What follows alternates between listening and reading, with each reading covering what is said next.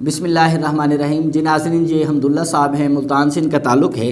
یہ پوچھتے ہیں اگر شوہر قربانی کرے تو کیا بیوی پر الگ سے قربانی کرنا ضروری ہوگا؟ یہ آگے لکھتے ہیں کہ میری بیوی یونیورسٹی میں پروفیسر ہیں تو کیا وہ الگ سے قربانی کریں، میں الگ سے قربانی کروں؟